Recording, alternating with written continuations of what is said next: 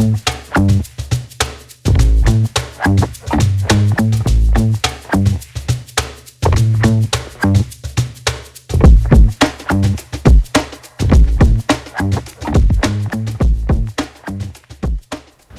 warahmatullahi wabarakatuh. Perkenalkan, nama saya Dr. Randika Vandianto, SEMM, NIDN 0710109401. Hari ini saya akan memberikan materi perkuliahan berkaitan dengan mata kuliah Kewirausahaan 1. Dan mata kuliah ini merupakan mata kuliah yang memberikan pemahaman tentang konsep dasar daripada kewirausahaan, utamanya dalam mengembangkan sikap dan jiwa kewirausahaan. Sebagai kampus pelopor kewirausahaan, mata kuliah ini menjadi dasar bagi mahasiswa sebelum mereka betul-betul terjun ke dalam dunia industri atau dunia usaha. Mata kuliah ini bertujuan untuk membekali mahasiswa dengan pengetahuan dan keterampilan dan sikap yang dibutuhkan untuk menjadi seorang wirausaha. Dan selanjutnya nanti di semester berikutnya mahasiswa akan mengikuti mata kuliah Kewirausahaan 2 dengan konsep kegiatan atau pembelajarannya adalah praktikum. Jadi dua mata kuliah ini memiliki keterikatan antara Kewirausahaan 1 dan Kewirausahaan 2. Namun dalam mata kuliah KWU 1 ini mahasiswa diberikan pembekalan tentang pemahaman, konsep, serta bagaimana menyusun perencanaan bisnisnya yang baik. Pada intinya diharapkan nanti mahasiswa mampu mendesain sebuah produk yang betul-betul bisa bersaing di pasar. Dalam mata kuliah ini, kompetensi dasar yang ingin kami capai dari Kewirausahaan 1 ini adalah yang pertama, mahasiswa mampu memahami konsep kewirausahaan dan mengidentifikasi karakteristik wirausaha. Dalam arti, mahasiswa harus betul-betul memahami bagaimana mindset dan cara berpikir seorang wirausaha sehingga mereka bisa mampu untuk bisa bersaing ketika nanti terjun di dunia bisnis. Yang kedua, mahasiswa mampu memahami konsep SWOT atau SWOT, Strength, Weakness, Opportunity, dan Threat untuk membangun bisnisnya. Dalam hal ini, mahasiswa dituntut untuk bisa memahami bagaimana keunggulan produk yang dia miliki dalam hal kekuatan, kemudian apa yang menjadi kelemahan dari produknya, serta mahasiswa juga harus memahami tentang bagaimana peluang dan ancaman yang mungkin terjadi di pasar ketika bisnisnya sudah mulai jalan. Jadi dalam konsep ini mahasiswa sudah mempersiapkan secara matang apa yang akan terjadi di pasar ketika nanti dia mulai menunjukkan produknya untuk bersaing. Yang ketiga, mahasiswa mampu mendesain cara berpikir seorang wirausaha. Jadi mahasiswa dituntut untuk mampu memandang bagaimana langkah-langkah yang harus dia lakukan ke depan, apa rencana yang harus dibuat, serta bagaimana strategi branding dan marketing yang harus dia kerjakan, serta sikap apa yang harus dia lakukan ketika menghadapi sebuah persaingan bisnis.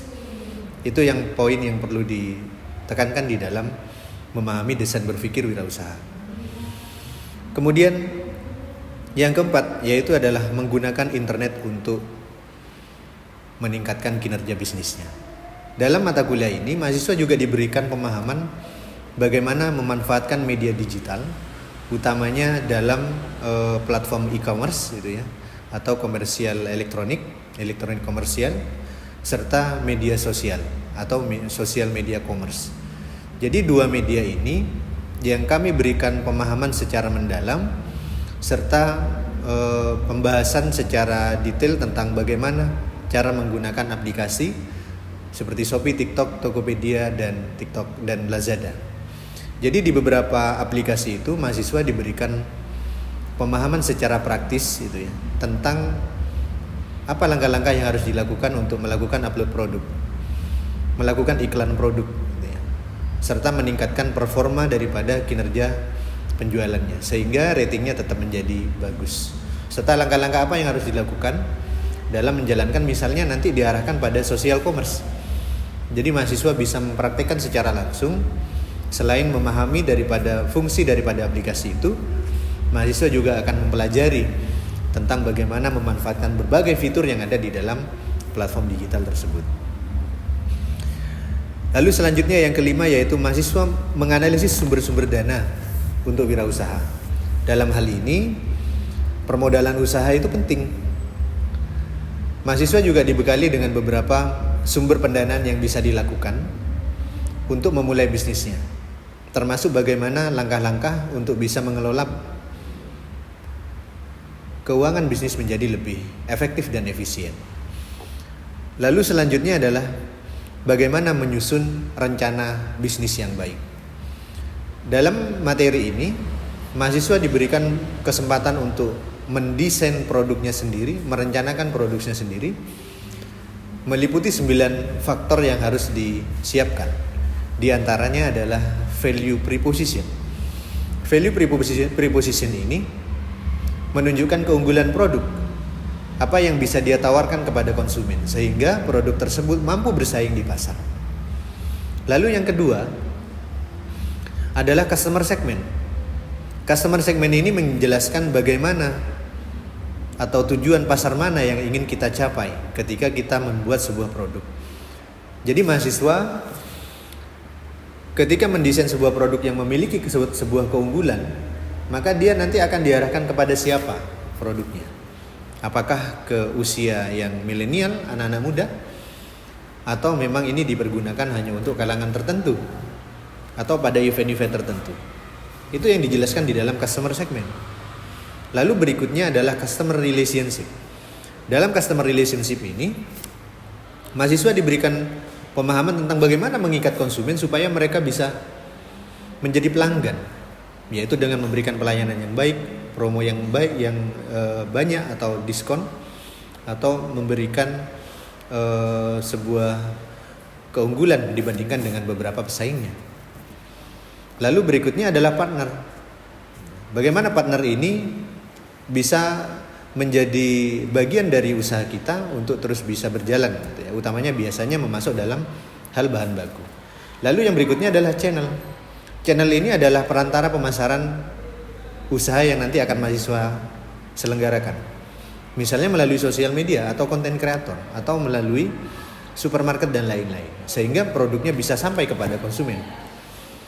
Dan yang paling penting juga di situ yang perlu dipelajari di dalam bisnis boleh kanvas adalah key activities dan key resource. Jadi kunci keberhasilan sebuah produk itu adalah bagaimana mendesain SOP produksi yang benar dan prosedural, sehingga produknya bisa menghasilkan produk yang berkualitas. Lalu key resource-nya, sumber daya apa saja yang dibutuhkan, mulai dari skill, SDM, bahan baku, dan modal. Dan yang terakhir, yang paling mahasiswa harus pahami itu adalah bagaimana menyusun harga pokok produksi atau struktur biaya, cost structure. Dalam mata kuliah ini, mahasiswa diberikan pemahaman untuk mempraktekkan secara langsung bagaimana menghitung perencanaan sebuah harga produk. Berapa biaya total yang dikeluarkan mulai dari biaya bahan baku, biaya tenaga kerja, dan biaya overhead. Setelah itu akan ditentukan total produknya, total biaya produksi. Lalu mahasiswa akan menentukan berapa besar laba yang harus dia ambil dengan mempertimbangkan harga jual yang ada di pasar. Lalu faktor terakhir di dalam bisnis boleh kanvas adalah revenue stream.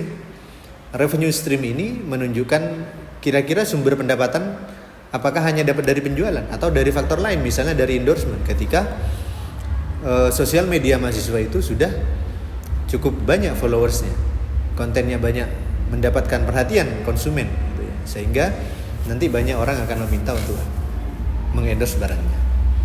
Jadi berikut itu merupakan materi yang diajarkan di dalam mata kuliah kewirausahaan 1 ini. Dalam setiap pertemuan, mahasiswa dilakukan evaluasi.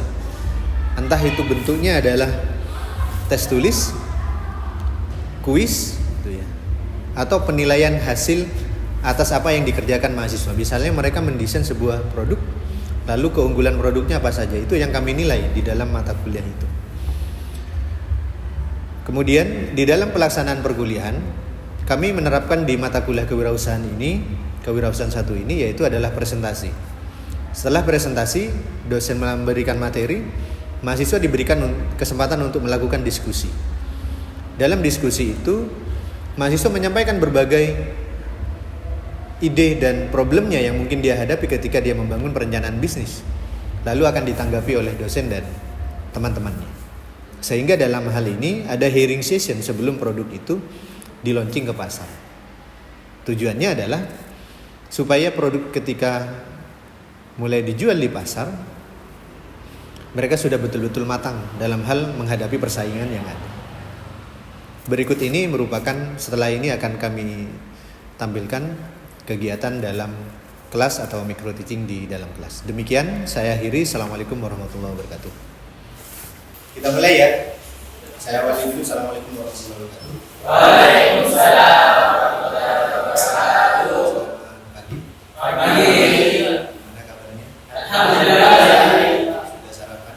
Sudah. Sudah mandi? Sudah. Sudah mandi ya.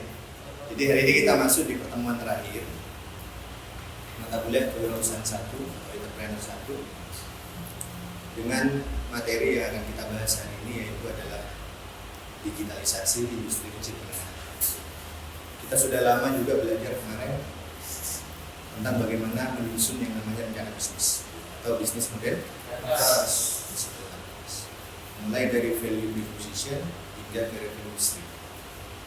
Namun ini bisa menjadi referensi bahwa tuntutan adanya kemajuan teknologi digital itu mewajibkan seluruh UMKM itu harus berbasis digital. Kayak kita akan bahas di sini, kira-kira apa sih Pak dampaknya kalau UMKM yang ada di masyarakat ini, khususnya kita, terlambat melakukan yang namanya digitalisasi. Jadi kalau berbicara dampak daripada digitalisasi itu cukup luas itu ya. Karena apa? Semuanya serba digital. Kita mau beli-beli, kita mau bayar menggunakan IPN. Kita mau bayar SPP saja sudah menggunakan top up di wallet daripada si kapital. Jadi semuanya sudah berbasis digital. Nah, namun berdasarkan beberapa fenomena yang ada di Indonesia, kemajuan digital ini itu tidak berbarengan dengan penggunaan daripada manfaat itu, khususnya bagi UMKM. Jadi masyarakat kita itu cenderung menggunakan aplikasi itu hanya untuk aktivitas diri itu ya, atau yang kita sebut sebagai sosial media. Kita lebih cenderung memilih untuk update status gitu ya. Itu apa lagi biasanya? Hanya lihat video gitu atau TikTokan gitu ya. Velocity gitu. Jadi itu yang mau kita bahas hari ini. Jadi kita sebagai akademisi itu punya fungsi untuk memberikan pemahaman, karena tridharma kita kan ada 3 ya. Tridharma perguruan tinggi yang pertama adalah pendidikan ya. Yang kedua adalah peneliti ya. Yang ketiga adalah maka pemahaman saudara tentang digitalisasi itu nanti wajib ketika sudah lulus menjadi sarjana itu ditularkan ke masyarakat. Jadi bukan dipakai sendiri. Gimana Pak cara menularkannya itu? Misalnya kita punya usaha nanti di desa kita, tempat kita tinggal ya. Nah, kita mulai promosikan melalui itu. Nah, nanti kalau ada tetangga kita atau satu RT itu yang ingin belajar, kita ajar. Itulah fungsi daripada seorang akademisi. Ini warga akademik itu meskipun sudah selesai kuliah, kita punya tanggung jawab. Bisa dipahami ya? Nah, di dalam era disruptif ini, kita mengenal istilah digitalisasi atau tertinggal.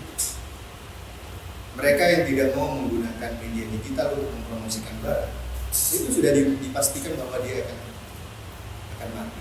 Berapa banyak informasi di daerah-daerah di luar Situbondo, mereka jualan sepatu, jualan baju, nggak mau tuh jualan online. Bahkan dia nggak punya akun di sosial media, di TikTok maupun di Instagram.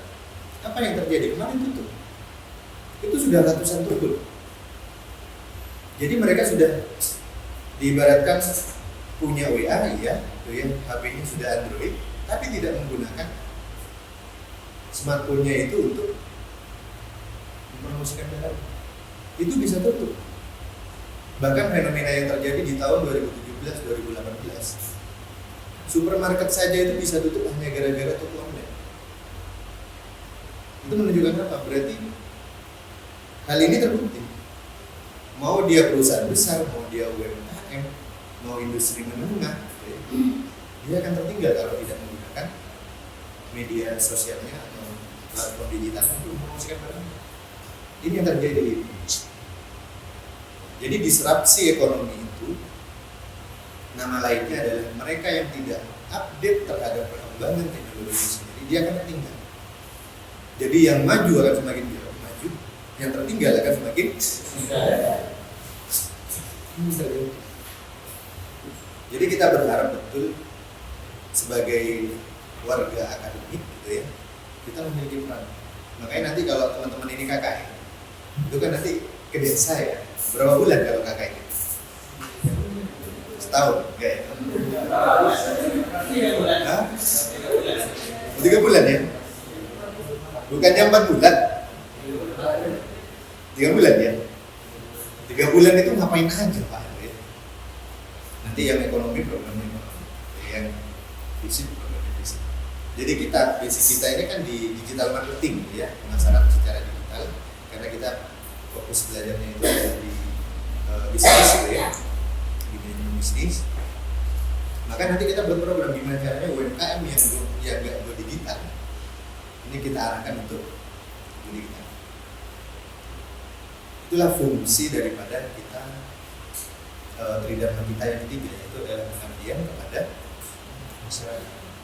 Jadi kalau nanti selesai KKN ternyata dalam 4 bulan itu atau 3 bulan itu UMKM ini sudah online-nya sudah bagus Pak, itu berarti hasilnya bisa dipahami ya? Kalau tridharma yang kedua penelitian, makanya kan kemarin kita ajak untuk membuat bisnis model Canva, ya, membuat perencanaan bisnis, sehingga kita punya gambaran nih gimana sih kalau saya buat ini keunggulan produknya apa? Ya. Sampai akhirnya nanti ketahuan yang namanya harga pokok produksi. Jadi harga pokok produksi itu akan menentukan nanti di tahap branding. Ada pertanyaan? Oke, silakan.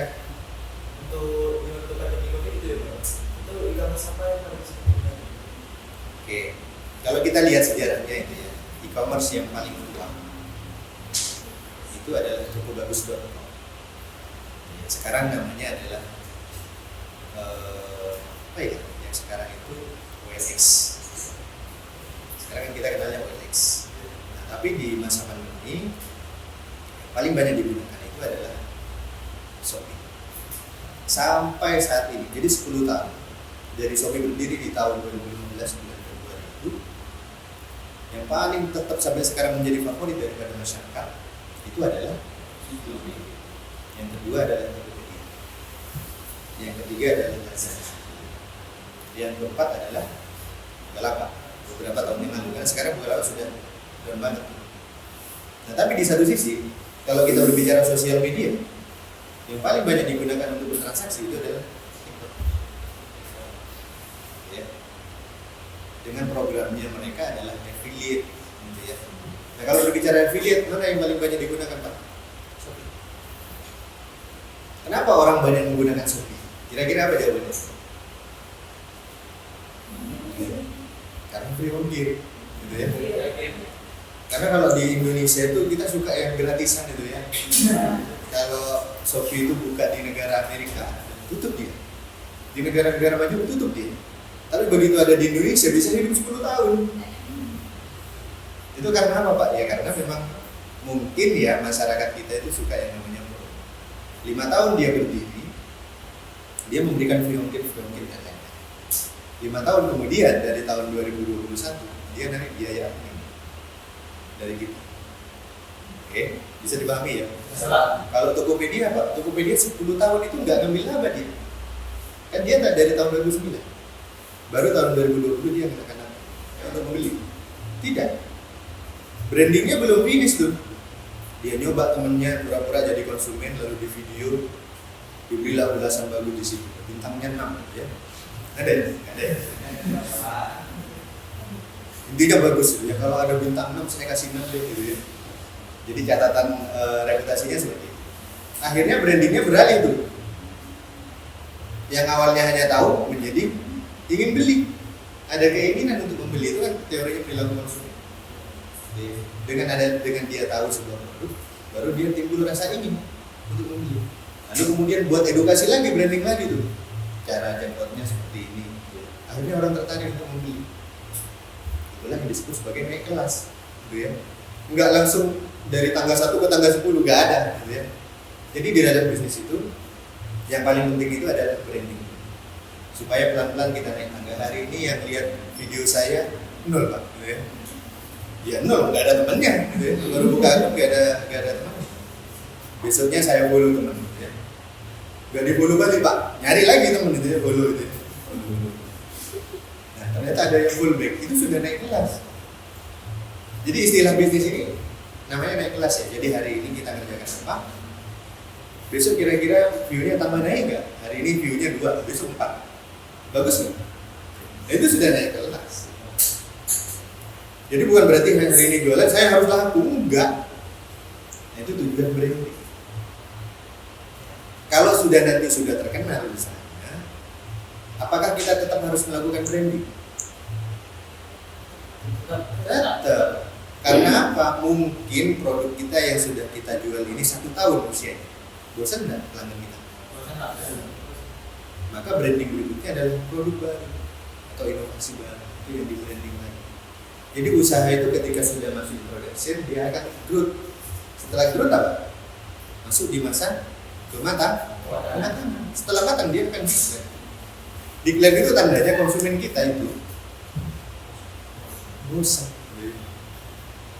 Semuanya akan melakukan inovasi. Jadi intinya itu. Jadi branding itu penting di dalam sebuah bisnis. Oke, kita lanjut ya. Nah, kenapa alasan pentingnya kita melakukan digitalisasi? Ya. Yang pertama yang paling penting ini, perilaku konsumen itu sudah mulai berubah. Apalagi kita menghadapi Gen Z ini. Ini kalian Gen Z apa? Generasi milenial ya? Gen Z, makanya gengsinya naik gitu ya. Kalau kita baca beberapa penelitian, apa yang menjadi pembeda antara Gen Z dengan generasi milenial? Yang paling dominan itu adalah rasa gengsinya lebih tinggi yang Gen Z. Rasa keinginan untuk instan, ya. Keinginannya itu instan. Pokok saya kerja hari ini saya langsung dibayar, ya. Saya kerja di kantor harus dibayar 2 juta. Ya. Kalau di interview misalnya, kamu butuh bayaran berapa? 3 juta. Ya. Ini belum kerja, sudah minta 3 juta. Rasa emosionalnya lebih tinggi. Itu yang harus dipahami. Gimana Pak? Saya ini introvert, bisa nggak berubah? Bisa. Itu tergantung lingkungan. Makanya kalau kalian introvert, nyari teman sebanyak-banyaknya. Jangan seperti lucu, yang nakal-nakal gitu ya. Supaya kita berani ngomong, ya kan latihan kan? Atau main bola dia seharian gitu, biar kasur. Jadi nanti bibirnya juga capek. Karena raporakan gitu. Teriak-teriak bahasa Indonesia. Kita itu sudah membuat berbagai regulasi untuk mempermudah. Ya, salah satunya tadi yang membackingi yang namanya UMKM supaya mereka tidak kalah dari sisi harga gitu ya. Sehingga diaturlah yang namanya undang-undang atau Permendak yang nomor 3 tahun 2024 yaitu tentang impor, batasan impor. Jadi kita nggak sembarangan. Tapi saya heran gitu ya. Orang-orang Indonesia itu masih suka ada baju impor, prajurit impor, tas impor. Padahal produksi dalam negeri banyak. Lebih murah lagi.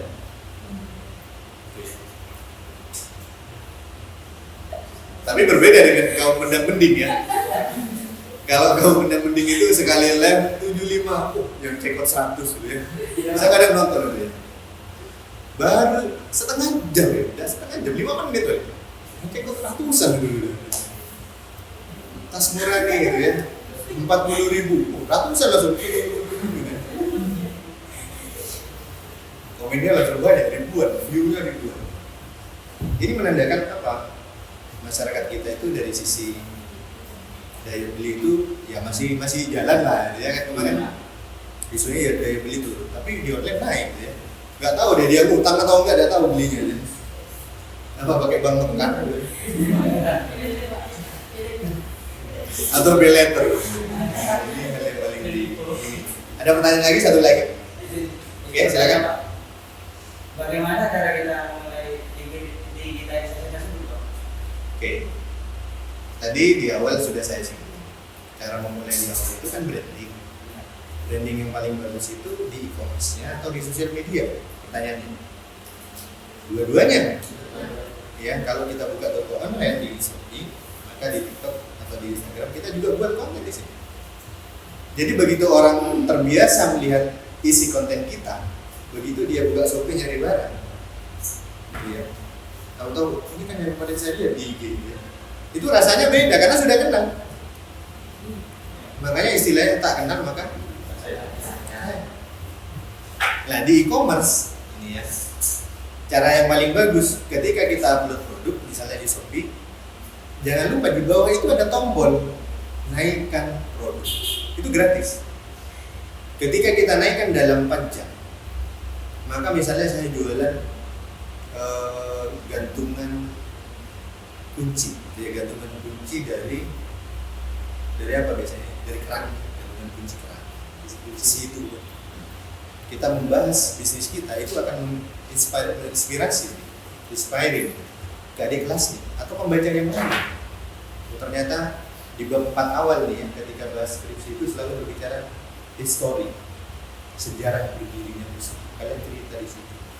Saya memulai dengan modal Rp10.000 gitu ya, atau saya modal sisa bahan di dapur punya ibu gitu ya.